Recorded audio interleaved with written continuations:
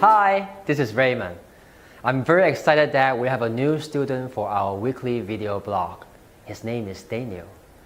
Daniel is from one of my favorite countries, the Philippines. Daniel was diagnosed with ASD when he was 19 months old. Before he joined AP Manila, he received speech therapy and occupational therapy for around 2 years. In July, we had a first meeting with Daniel and his parents. It was a 3-hour meeting.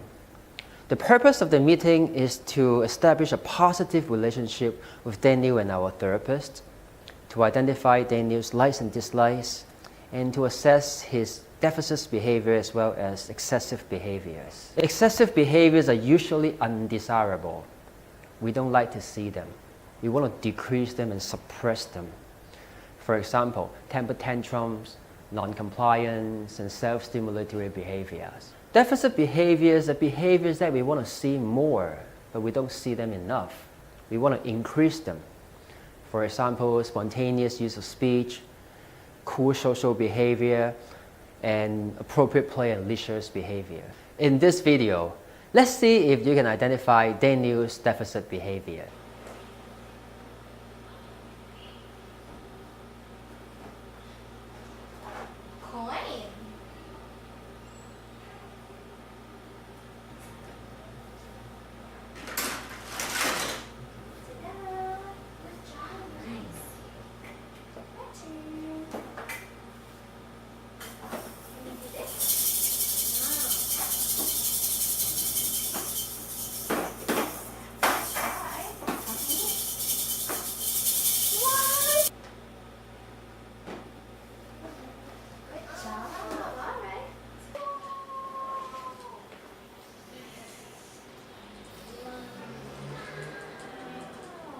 In the next video, let's see if you can identify Daniel's excessive behaviors. Move a toy and try to keep it somewhere else. Make it subtle.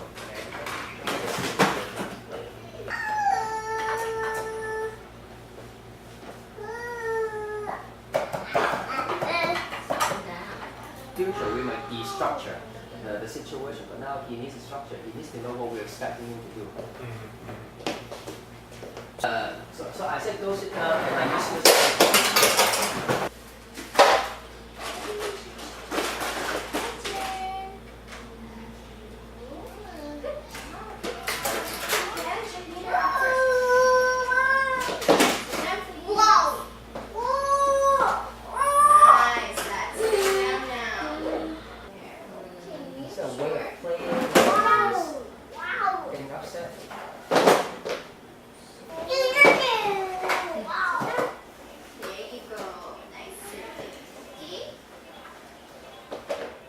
Why do we need to understand Daniel's excessive and deficit behaviors?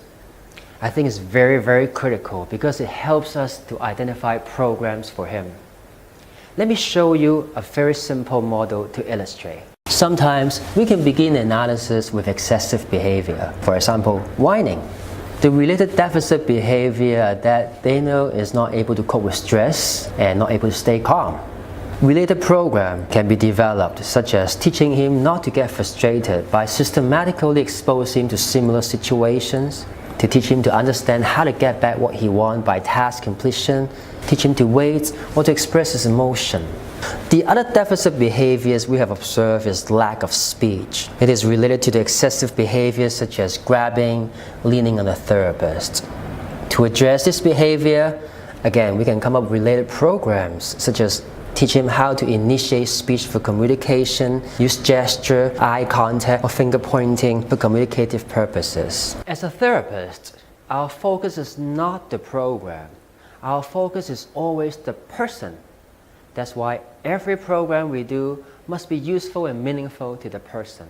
The triangular model was developed to help people to relate programs with our students.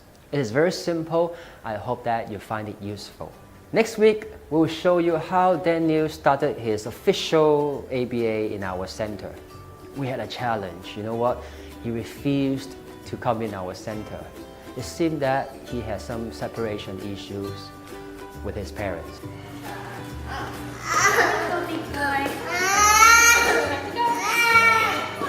If you are interested to know how we manage the issue, Don't forget to watch our video next week.